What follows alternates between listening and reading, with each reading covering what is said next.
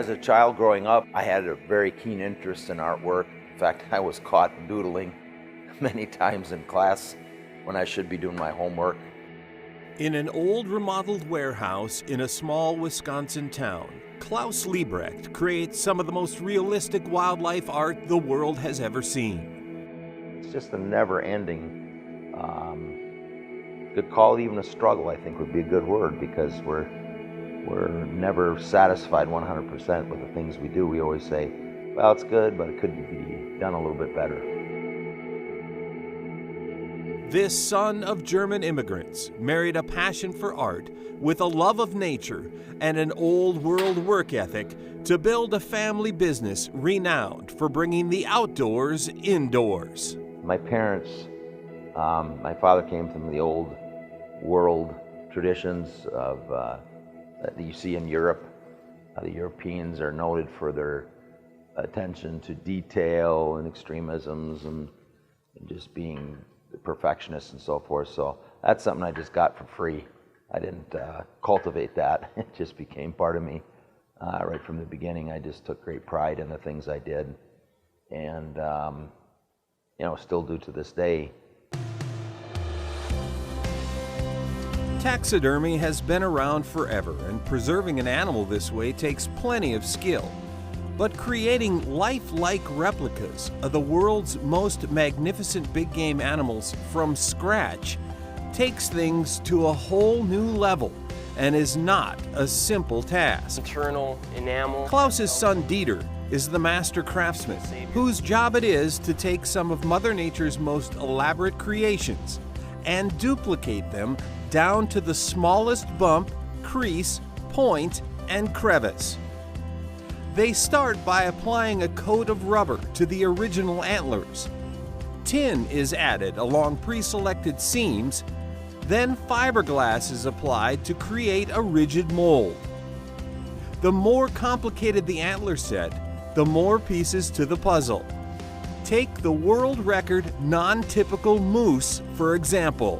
To do the fiberglass jacket on the exterior of that is definitely, I would say, the biggest challenge when it came to molding that specific project. Cutting the rubber and placing all those seam lines appropriately, that's really difficult too, and kind of in different ways. You only get one shot to cut a good rubber seam. There's just a lot that could go wrong, if not thought out thoroughly enough. If you missed something or just kind of took a half-hearted approach to it, it's a one shot, it has to be right type of project. And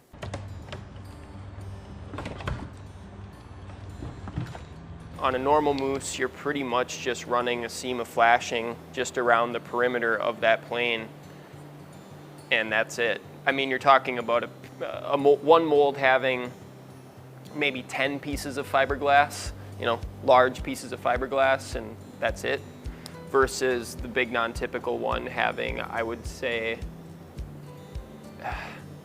maybe north of 50. I haven't counted, but I wouldn't be surprised to see somewhere around 50 pieces going into that mold, You get a project like this maybe once a year or so, I don't know. Nothing this crazy. This might be the most complex mold we've built. It's going to take multiple pours to fill this. What Dieter and his crew create through the molding process will be an exact replica of the original. A couple teeny pea-sized bubbles on the tips of some of the tines, but I mean, this is very much so, I'd say, a job well done. But it is only a blank canvas. This is when the artist takes over. The way I kind of parallel it is you give 10 people a guitar and ask them to play it, and you might find 1 out of the 10 that can actually make it sound pretty good. And it's not the magic of the guitar that makes it sound good, it's the person behind the guitar that plays it that makes it sound well. And it's the same basic thing here with the paint. It's the person using it and his or hers artistic abilities to put it on in the right places and blend it properly and make it look good, and at the end you get something that looks very, very real. Klaus meticulously hand paints each and every piece to exactly match the original. Many times we'll hand people a original shed or original rack and say, here, look at these two side by side. They can actually hold them, examine them at close range, feel the weight and the flexibility or lack of flexibility. And many people pick the reproduction as the original. And that's the hardest part in this whole process to kind of master, is to get that coloring down to where you can get it so that most people cannot distinguish the one from the other.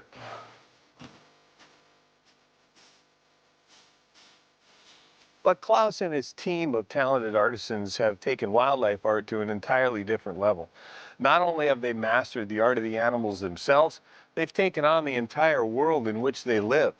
They've developed new, unique, never-before-seen methods of reproducing an animal's environment, right down to the most insignificant leaf or blade of grass.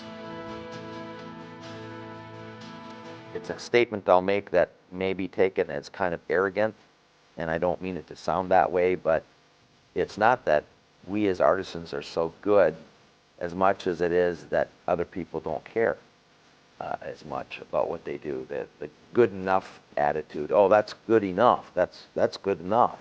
Well, that's true.